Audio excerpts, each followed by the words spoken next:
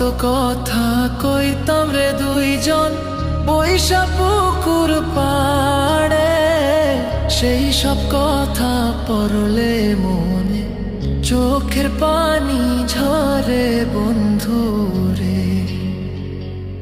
কত কথা কইতাম